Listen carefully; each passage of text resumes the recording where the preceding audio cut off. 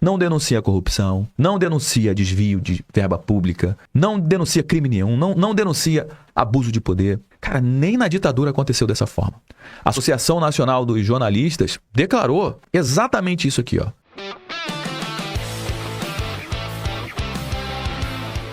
Além disso, ele precisa se financiar.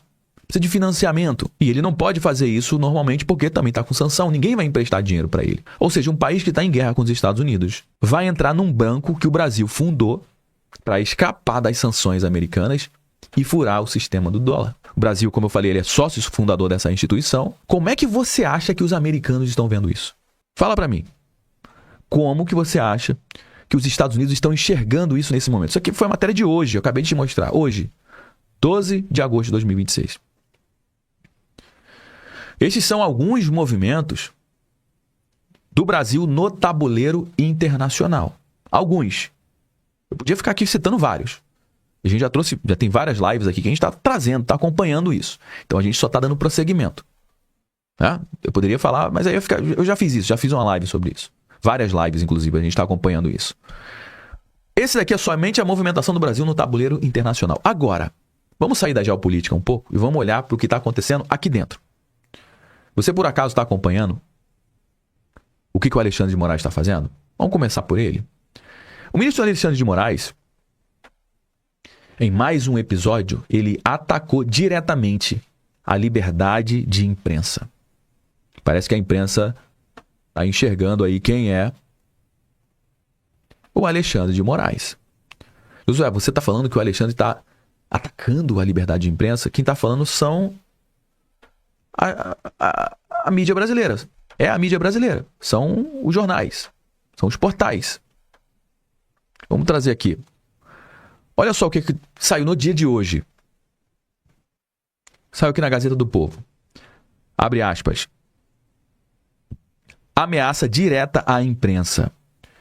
Diz o professor da Fundação Getúlio Vargas sobre Alexandre de Moraes. Não sei se você está acompanhando o que aconteceu. O que o Alexandre de Moraes está fazendo?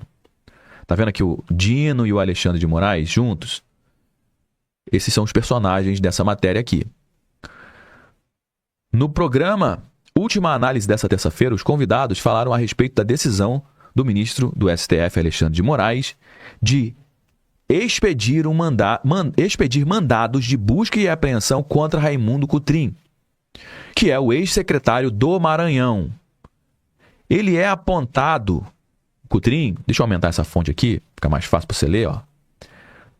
O Cotrim, ele é apontado como fonte do jornalista Luiz Pablo. Então, o Cotrim, que recebeu aí, ó, que Moraes mandou, fez lá, expediu os mandados de busca e apreensão contra o Raimundo Cotrim, que é o ex-secretário do Maranhão, ele é fonte de um jornalista. Esse teria publicado, o jornalista Luiz Pablo, reportagens desconfortáveis ao ministro Flávio Dino. Então a gente não pode falar coisas que desconfortem esses caras, porque esses caras, eles se acham os donos do Brasil, eles estão acima de qualquer coisa. De forma inédita, agora a Corte atinge um direito constitucional fundamental, que é a liberdade de imprensa. Pensa o seguinte. Imagina o seguinte.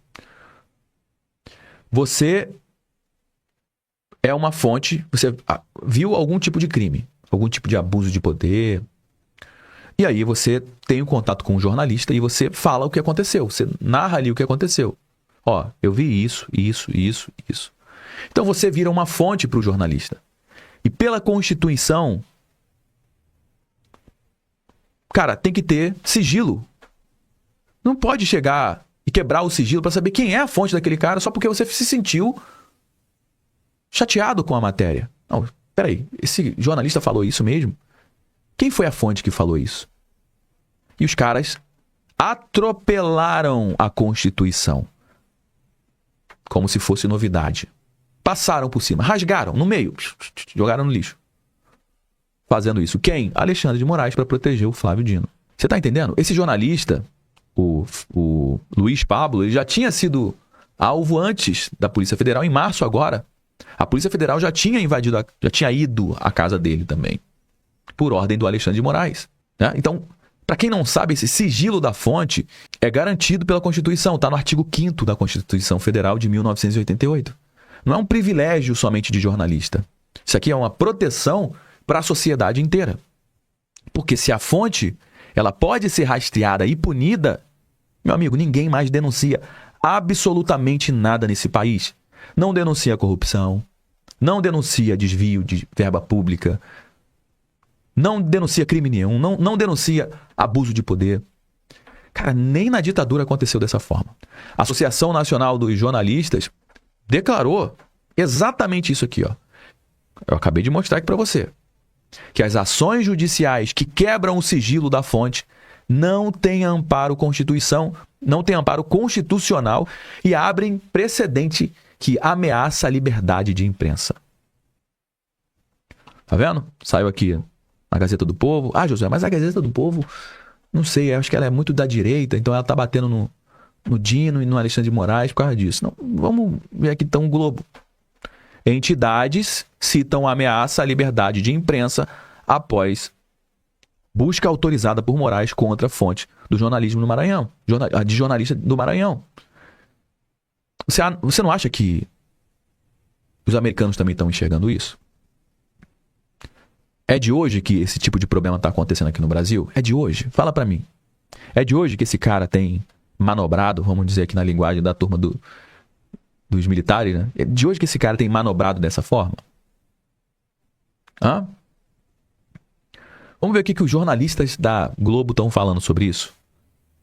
O pessoal aqui tá meio... Ó, saiu aqui uma publicação no X. Eu tô rindo muito com a cautela e o pisar em ovos, né, do Guedinho para não falar que todo mundo já percebeu. É ditadura mesmo. Vamos ver olha só como é que os caras ficam cheios de dedos para falar sobre o que aconteceu. Preste atenção. É engraçado, cara. É muito engraçado mesmo. Como se trata de um blog, né, de um jornalista, Tu viu que começa a gaguejar. Como se trata de um blog, vamos menosprezar, né? Como se trata de um blog, um jornalista ali que tem um blog, e aí começa a gagueira. Investigação, e aí agora entra a minha opinião, tá? Meu CPF. A investigação, ela fica num limite muito... Por que ele falou meu CPF? Para ele tirar a responsa das costas da emissora. Então, essa aqui é minha opinião, não é da emissora. Então, se tiver algum problema, que venha em cima de mim. Não vá para cima da emissora. É tudo milimetricamente calculado, meu amigo. Perigoso entre investigar o fato e investigar a pessoa, porque foram atrás de quem estava passando informações para o jornalista. Primeiro fizeram uma busca e apreensão na casa do jornalista, recolheram um celular. Aí olha o que diz a polícia com esse celular. Pegamos o celular do jornalista. Fica claramente demonstrado que quem obteve as informações e imagens divulgadas pelo jornalista foi o Raimundo Cotrim.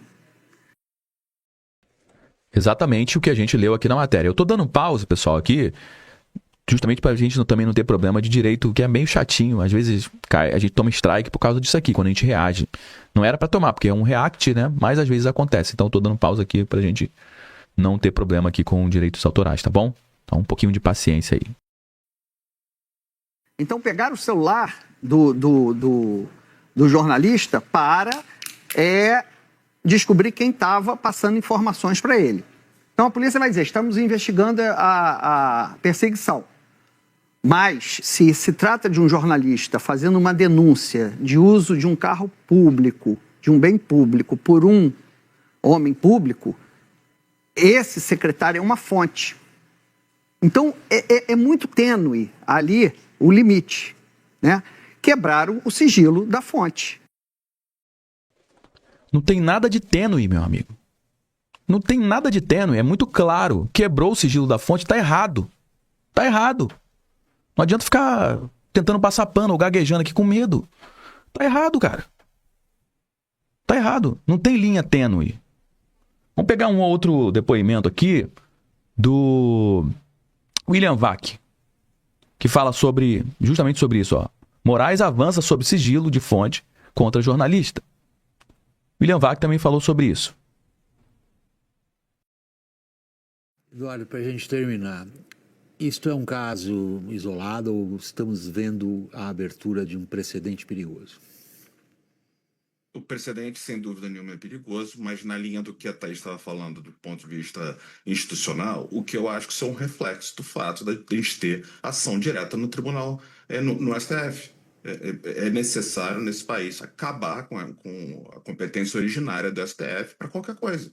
A gente deveria ter um Supremo funcionando tal qual a Suprema Corte Americana, um tribunal de recursos, ponto, mais nada.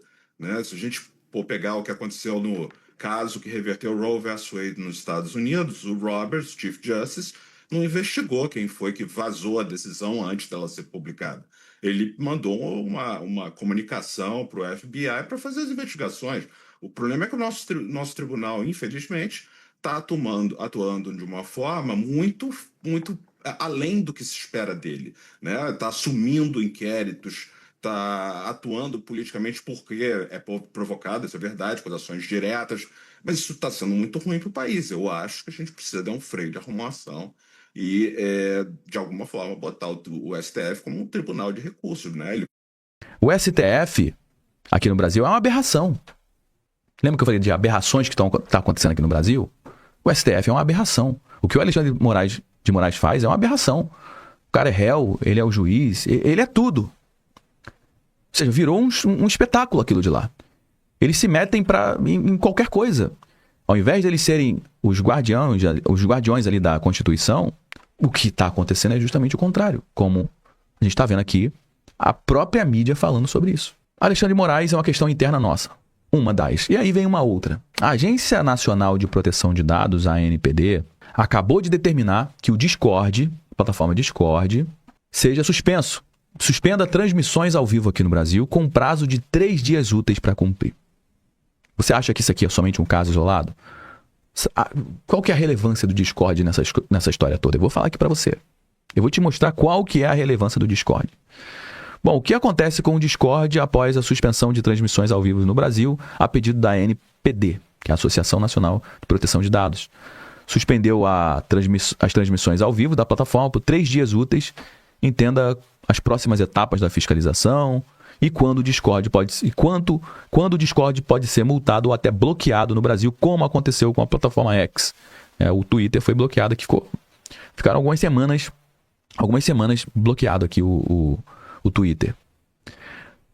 Qual que foi o caso que originou esse bloqueio?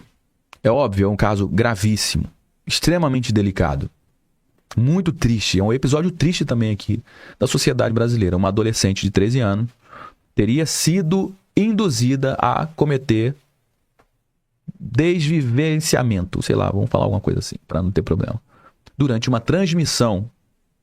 Obviamente isso aqui é uma tragédia. E a plataforma ela vai ter que responder o que está acontecendo, faz parte. Só que 4 dias antes dessa decisão, a Janja da Silva, ela declarou publicamente, dentro do Palácio do Planalto, como eu falei, né? O que ela estava fazendo lá? Ela não tem cargo nenhum. É nada. O que ela está fazendo lá, dando pitaco? Mas ela declarou lá, durante uma cerimônia oficial com o presidente da República ao lado dele, ela disse que era preciso retirar o Discord do ar imediatamente e bloquear a plataforma no Brasil de qualquer forma. De qualquer forma. Ah, mas é contra a lei. Não interessa, de qualquer forma.